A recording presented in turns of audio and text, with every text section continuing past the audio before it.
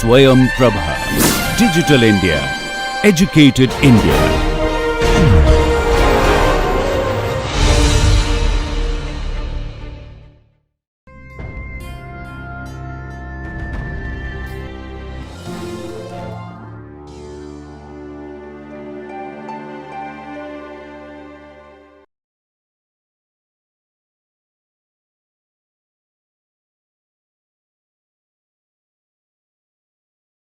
Hello students, welcome back to the organ printing course.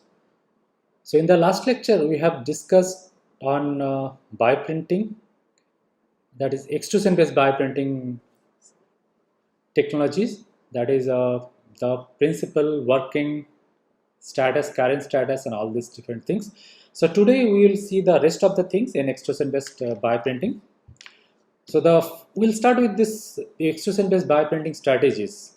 So we know how actually extrusion bioprinting works. This technology works on the extrusion principle, that is extruding materials through a nozzle, putting the material inside a syringe, then pushing the material either by pneumatic or mechanical pressure, and then extruding the material in the form of filament, and then plotting them on a print stage or print bed as per the design into a 3D structure in a layer by layer concept. So depending upon the way, the strategy here can be different types. Like the very first one is when we print only with cell laden hydrogel. Hydrogel you know very well, where we use hydrogel as a vehicle for cells to deliver or encapsulate cells within hydrogel. Hydrogel provide all the necessary conditions for the survival, proliferation and also supports migration of this encapsulated cells. So the cells are in viable condition when we encapsulate them in hydrogel, and we provide all necessary conditions like nutrition, oxygen, all these things, whatever is required for survival of these cells, we provide them when we encapsulate them within the hydrogel. Now this cell laden hydrogel, but most important thing, when we use this hydrogel for encapsulating cells, the viscosity, we should take care of the viscosity of the hydrogel. Like we can use low to moderate viscous hydrogel. Very high viscous hydrogels are not generally used because that can hamper the cell viability, cell proliferation. So mostly we use low to moderate viscous low to moderate viscous hydrogel. Now this hydrogel, when you are to try to print a structure with extrusion based bioprinting extrusion based bioprinter, then because of this low to moderate viscous of this hydrogel, we cannot print a very good structure. Mostly the structure we design and actual printed structure, there is a difference between these two. So the structural fidelity or the printing fidelity, that means after printing, the outcome of the structure, how close that is to your design 3D geometry, it is different than others. So that's why this cell laden hydrogel, they are very difficult to print into a three-dimensional form. Because mostly what will happen, whenever we print this hydrogel on the stage, there's a deformation of the shape. So it doesn't conform its shape like when it comes out as the form of filament, but when you put them on the print bed, then they deform. Now when you put the next layer, then again this layer, because of this gravity, they just collapse. Right? So we cannot make a very high the structure that is of high, the height is more. So we end up printing, suppose like 4 layers or 10 layers, but mostly the height, we cannot achieve a great height with this only cell laden hydrogel because of this inherent properties of this hydrogel, where they just collapse. We cannot put them one layer up one another. So that's why some kind of structure, three-dimensional structure is required for this hydrogel, so that then they can be able to retain the shape and size of the printed dimension.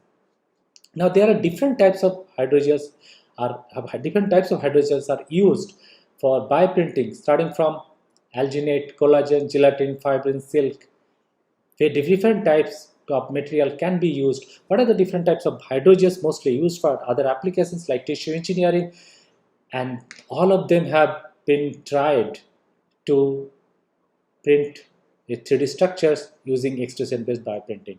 But the most important thing is to remember is that whatever the hydrogel we are using, the viscosity should not be very high. But the most challenging part is to print them into a required size and shape where they can retain the shape. The shape retention is not that great with silicon hydrogels. So we'll see what are the different ways we can overcome this. So one such way is to using some sacrificial materials, but this is also true for when our intention is to print a complex geometry, something like suppose our intention is to print a ear shape structure. Then you see the ear is a very complex shape, so not all the things are on the same plane. They are having a, we have some ups and downs in the geometry, so there are different planes. So, and in 3D printing or in bioprinting, we cannot print anything on air. We have to provide support to all the structures we are printing. So that's why when we are printing on stage, we print directly, plot the material on the stage directly, and then print in a layer by layer manner. Now suppose if you have a geometry that is something like this geometry, then you have to provide support to this whole hanging geometry. This is the hanging geometry when you print them on the plate. So these all things we have to provide support. Now the support material are mostly named as sacrificial materials in bioprinting, because these are of sacrificial nature. After the printing is done, we are going to sacrifice those material. Those are not used. Those are mostly not used for this bioprinting, for the making the structures. So that's why this material, and there are various sacrificial materials are being used for extrusion based bioprinting. But one important thing to remember here is all these sacrificial materials should be solubilized or should be soluble in water. Why? Because when you remove the material after bioprinting, because there are cells also there inside the hydrogel, we cannot remove the sacrificial material just by washing with any organic solvent. We cannot use any organic solvents, any other solvents. Only we have to use water soluble materials as in sacrificial material, so that can be removed without causing any harm or toxicity issue to the bioprinted structure. So that's why, but sacrificial materials are very important when you are trying to make a three-dimensional structures of complex geometry having lot of overhanging sides, overhanging space layers. So there we need to provide a support material, support structure needs to be made with sacrificial material. Another type is where, because with cell laden hydrogel we cannot make the printing fidelity is not very good, so we cannot make very good structures. The height we cannot maintain very good height. So that's why what we can do, we can also combine with thermoplastic polymers. That means we are not combining the hydrogel with thermoplastic polymer, but we are printing simultaneously thermoplastic polymer and hydrogel both. First, with the thermoplastic materials, the framework can be made, and then in that framework, in every layer, the hydrogels can be simultaneously printed in between the framework. Right? So this process is called combination with thermoplastic polymers. This is also called hybrid bioprinting, where both thermoplastic polymers and cell laden hydrogels are being used. But one important thing to remember is, thermoplastic polymers are mostly used for fused deposition modeling or fused filament fabrication based 3D printing techniques, where the process is very similar to extrusion based processes based on extrusion based principle.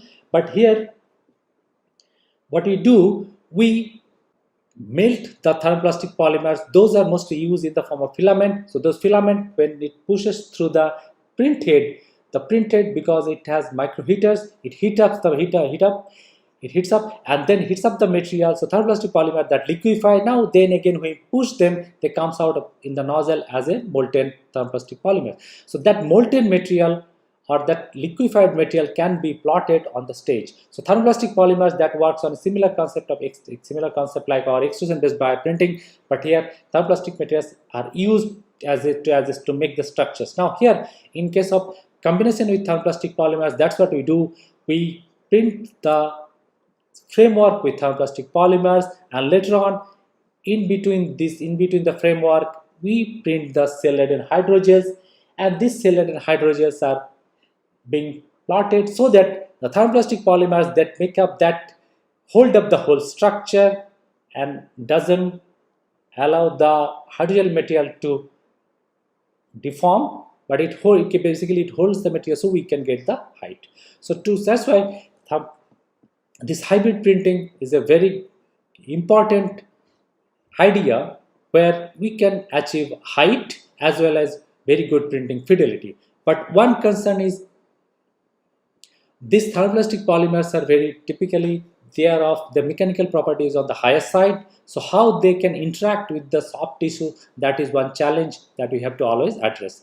Another important thing to remember is whatever the thermoplastic polymers we are using, because of this, that the printing process is such where we liquefy the material by applying heat and then extruding. So the liquefaction temperature of this thermoplastic polymer is a very important thing to note down here, because we cannot use any thermoplastic polymer where the liquefaction temperature is very high. So that's why mostly PCl or polycaprolactam having liquefaction temperature of starting from 60 to 90 degree or 100 degree. So that's why it can be very well used for as a material for hybrid bioprinting, because if the liquefaction temperature is not very high, during the process of depositing that material, that liquefied material, that dissipates heat, and when it reaches to the stage, generally it cools down. So that's why it doesn't cause any heat induced damage to the cells that is encapsulated within the hydrogel. So that's why this technology can work well. Now let us see how actually both this process works.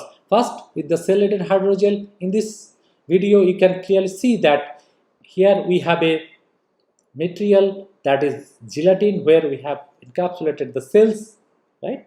And then now we are printing a lattice kind of structure. So lattice structure is when it is printing, the first layer is printing, suppose this is 0 degree, then the next layer will be printed at 90 degree to the preceding layer. Now here, if you can see, they are the process parameters. As I mentioned earlier, the process parameters are very important. Here we have mentioned the process, like we have used a 200 micrometer nozzle, and the printing temperature is around 28 degrees centigrade. We have applied pneumatic base extrusion pressure. So where the pneumatic pressure is almost 0.2 bar pressure we have applied, and the next thing is the print speed, whatever that is 20 millimeter per second. So that's what we have used here, a lattice structure that is shown here, printing a lattice structure with cell laden hydrogel. But this, as I already mentioned, here the structural fidelity, the printing fidelity cannot be very good because of this nature of the hydrogel, that when you print them, they don't retain the shape of these printed filaments, but they generally deform due to the gravity. So that's what happens. But anyway, this is very important, because the cells can survive this printing process. When we optimize all the printing parameters, then the cells can survive and they can very well be in alive condition after printing within the printed structures. So if we can optimize all the printing parameters nicely, then the cells can survive this process, and cell viability can be more than 80% cells or more than 90% cells can be alive.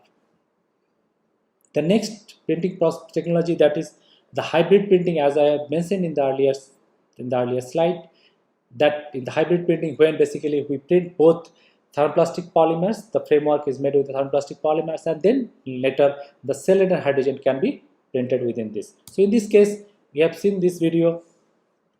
In this video, it can be clearly seen this first the PCl framework is being printed.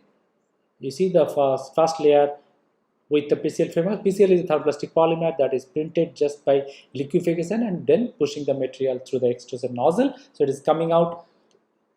So we have created the first layer where then now this is the silicon hydrogel where it is being printed in between the framework AP layer. So here we have shown two different hydrogels can be used. So two different colors were being used to show just two different hydrogels can be printed at a time. And again, then in the next layer, again you see at 90-degree angle to the preceding layer, the thermoplastic material is being printed, and then again the hydrogel is again printed. So here in this video, we have clearly shown that with this hybrid bioprinting concept, we can print a very good structure with thermoplastic polymer and using cell-laden hydrogels. But mostly also we can control or we can position the cell-laden hydrogel at different location of this printed structures, where we can control the how we can basically print this hydrogel within the structure. So extrusion-based hybrid bioprinting is a very important concept where we can take care of two things. One is the printing fidelity is very good here. Also we can position the hydrogel at different locations. Now again, the way we print the material on the stage using different things, so that can be, again, there can be different types. The very first is when we print only cell-laden hydrogel, and you know very well that this cell-laden hydrogel or only hydrogel is a shear thinning material. Shear thinning material means when we increase the shear rate, the viscosity of the material. Suppose if you plot shear rate and viscosity, shear rate on x-axis and viscosity on y-axis, then the viscosity, with increasing shear rate, the viscosity of the material comes down, then it is a shear thinning material. Now shear thinning material are very popular for extrusion-based bioprinting because of the reason that when we apply pressure on this, due to the applied pressure, there is the shear rate, and when it is coming out, the shear rate increases, and because of this increased shear rate, the viscosity comes down. So then the extrusion process becomes easier, so that we need less pressure to extrude the material in case for shear thinning material. So shear thinning materials are very popular, and because of the shear thinning nature, less pressure is required so that there will be less damage to the cells. Otherwise, there is a concern in case of extrusion-based bioprinting that when we apply pressure on this nozzle, on this syringe, and then when it comes out through the very fine nozzles, a shear stress can be generated on the inner wall of this extrusion nozzle. So due to the generated shear stress, that the cells can get damaged. So that's because of the shear induced damage. So that's why the cell viability can issue. But if we, because of this shear thinning nature, the requirement of pressure is less, and so that the cell viability can be well maintained. So when we use just only print bed, we are using not any other thing, and we are just plotting the shear thinning material on this print stage, then that process is only thing. Other important advantage of using shear thinning material is due to the shear thinning nature, due to this nature, when the material comes out, it comes out in the form of filament, but as soon as it come out, because again then the shear rate is 0, then again the viscosity of the material increases. So due to that, the shape can be very well retained for shear thinning material. When you apply shear, apply pressure, the material viscosity goes down, it comes out of the nozzle, then again the viscosity goes up, and then the shape can be very well retained. So that shear thinning also helps in retaining of the shape of the printed structure. So that's an important advantage of this shear thinning material. Now the next is, as I mentioned in the last lecture also, that an important requirement for extrusion-based bioprinting is the material should be in the form of fluidic. Material should be in fluidic nature when it is in the syringe, when it is actually during the printing process. But as soon as it comes out of the nozzle, it has to be solidified so that the shape can be very well retained. So this shape solidification can be done in various ways. We can introduce some kind of cross-linking. So that cross-linking, as I mentioned earlier, we can introduce either like photo cross linking. That means if the material is of having photo cross linkable, if we use a photo cross linkable material, then by inducing light we can induce cross linking to the material so that the solidification process can start. Other than that, we can also induce chemical based cross linking. Like this, we can introduce this some kind of chemical we can introduce that can cross link this printed filament so that we can have this structure. We can have them, the structure can be very well treated. Also, we can also use ionic based cross linking. Like if we induce some ions to it, and if that ion interacts with the material and that it induces cross linking, that can be another way to do that. So now here, that is here shown is printing in a coagulation bath. Coagulation means when the material solidifies. Suppose the liquid or fluidic material, when it comes out of the nozzle and when it touches this bath medium, then it solidifies. So that because of that this process with this cause of coagulation bath. So here basically some cross-linking agent can be there in the bath as a cross-linking material. That can be either a chemical cross-linker or a or a ionic cross-linker. So anything can be possible. And then when the material comes out, it interacts, that material, extruded material interact with the cross-linking agent and then get cross-linked or solidified, and then that can be plotted here. Right? So this is another way where a printing in coagulation bath can be very well studied. Right? The next thing is when the printing in support bath. So in the later sometime in the next lecture, we'll discuss in detail what different kind of support bath is material. But one important thing to remember, a note here, is that because of this hydrogel, as I mentioned, printing only cyanated hydrogel is very challenging because the shape cannot be maintained. So printing a more or less two-dimensional structure is very well can be possible, but when we are using this, but when a complex geometry is required to be printed, then it is very difficult to do that with only cylinder hydrogel because there is no other support support given to the material during this printing process, and then that's it. But otherwise, let's suppose if we have a support bath material, the support bath basically it is holding the material during printing. Then the printing becomes easier, and we can make complex geometry can be very well printed. So printing in support bath is very important. Now support bath can be of different types. Either it can be a granular or microparticle based support bath, or it can be a colloidal or supramolecular assembly colloidal based support bath. We'll discuss this in detail later sometime in the other lecture. Now other printing strategy can be coaxial extrusion, because this is syringe based approach. So now in the syringe we can have or basically I should say on the nozzle we can have two compartments, one inner core compartment and one other outer compartment.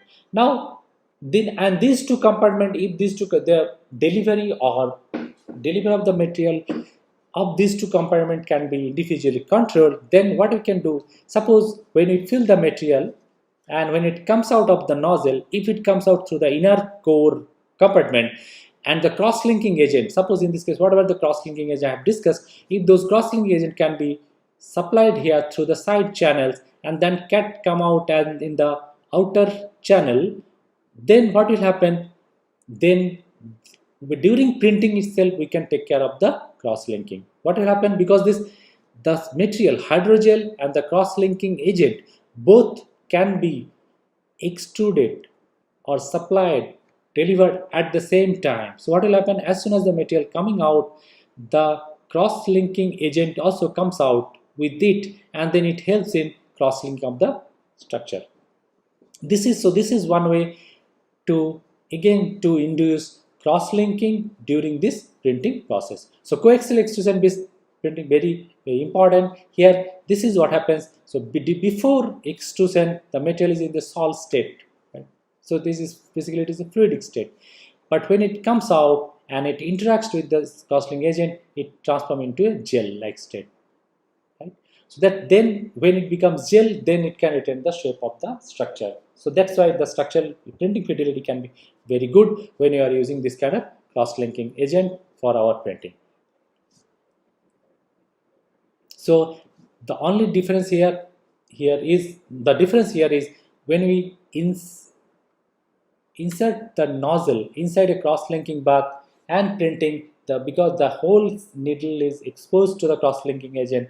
Sometimes what happens, the clogging of the nozzle due to this over cross-linking, that can be a challenge, can be a limitation of this kind of when we print the structure inside cross-linking agent. But in this case, when we do that by coaxially extruding both hydrogel material and cross-linking agent, then we can overcome that challenge, and in that case the printing can also be very good.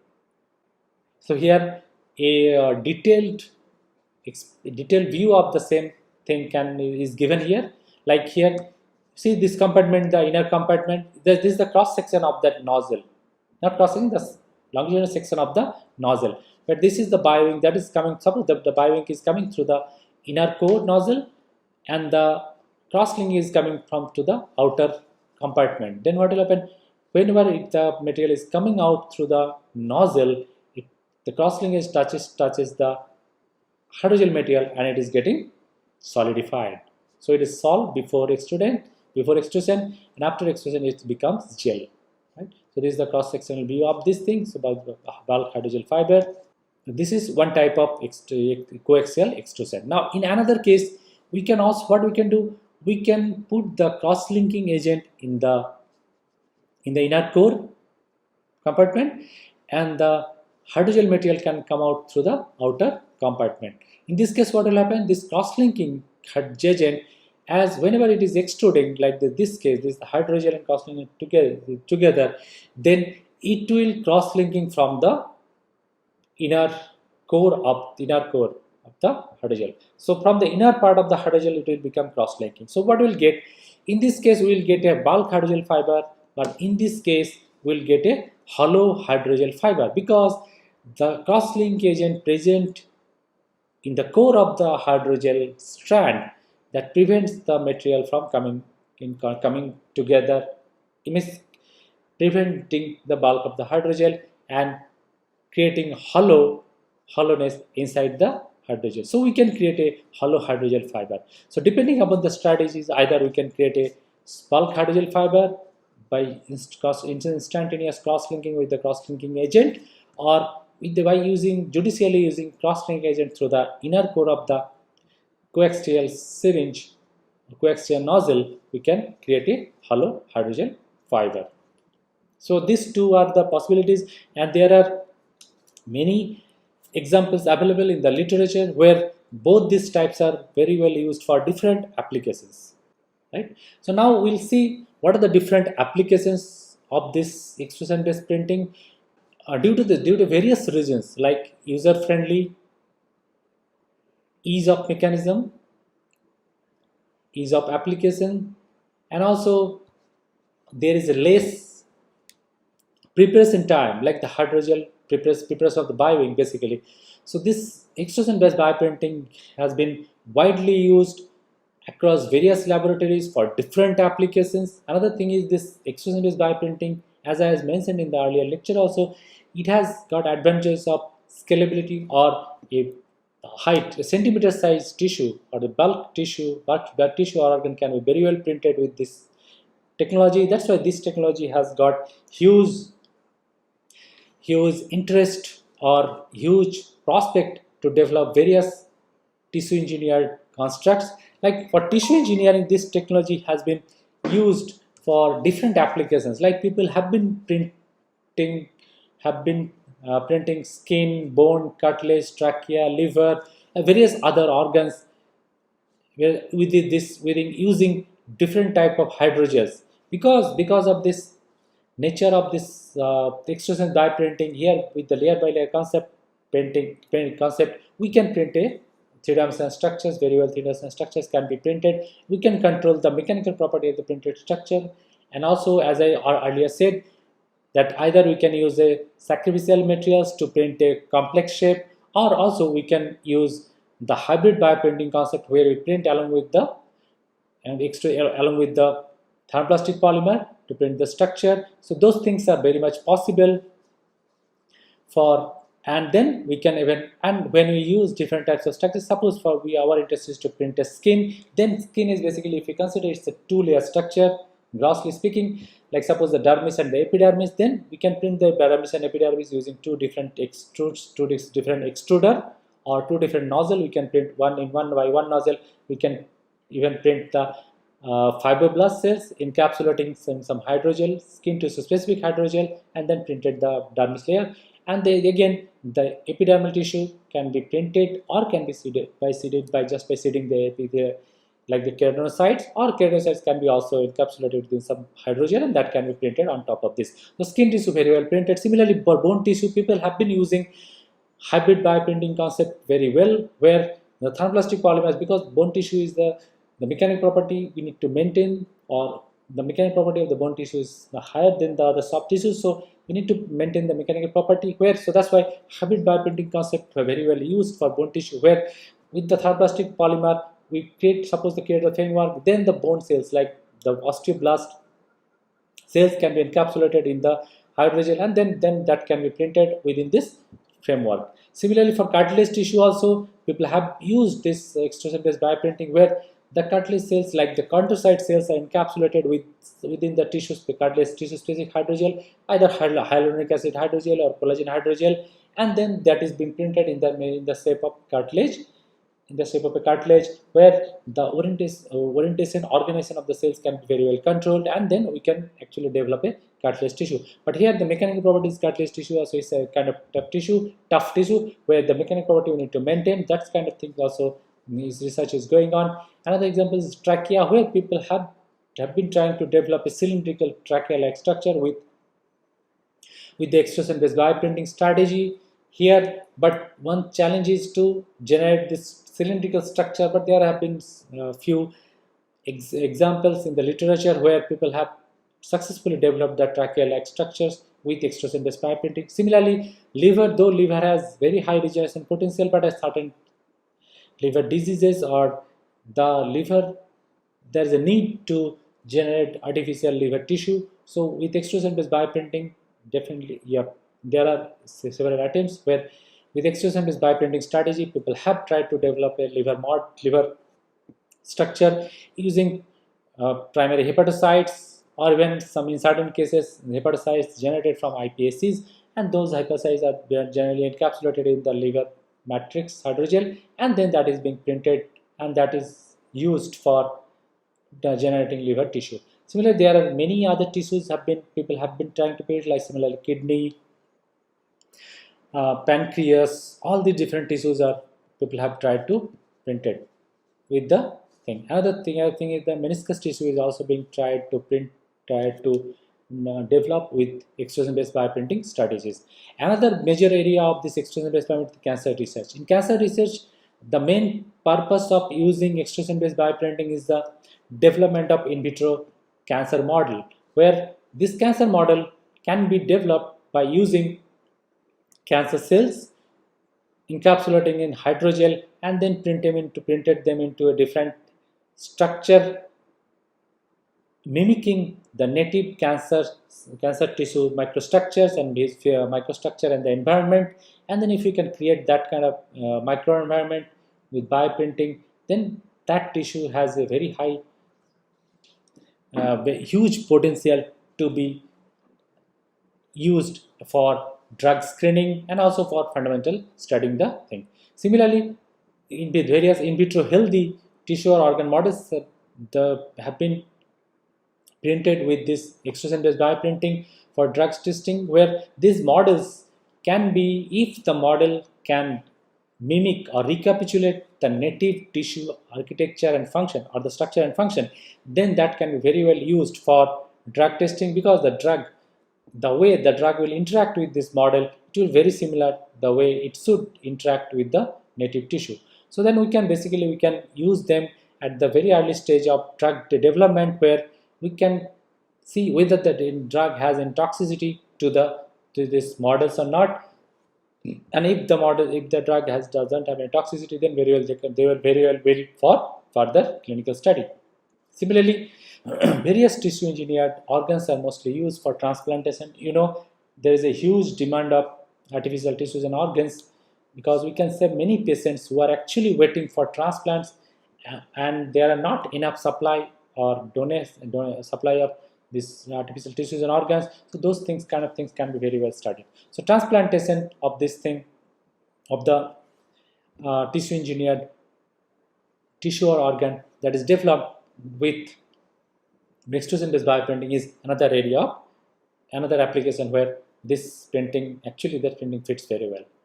Now let us discuss the limitations of this extrusion based bioprinting. Though this extrusion based bioprinting has various advantages, it has got some limitation due to the nature of this printing technology. Like, because it's a nozzle based approach, so always we are depending on the nozzle diameter. Because the nozzle diameter, the one challenge is we cannot use very fine nozzle, because what will happen, because we are using cells. So typically cells have dimensions like 10 to 30 micron size in the cell. Then we cannot use a nozzle that has diameter close to the cellular dimension. Then what will happen, when you apply pressure, the cells, we are pushing the cells through this very fine nozzle diameter, then there will be a lot of shear stress generated on this cell, and that can cause damage to the cell. So that's why mostly we use nozzles of some higher dimension like 100 micron or more than 100 microns. Using nozzles are being used, but when we do that, actually we end up using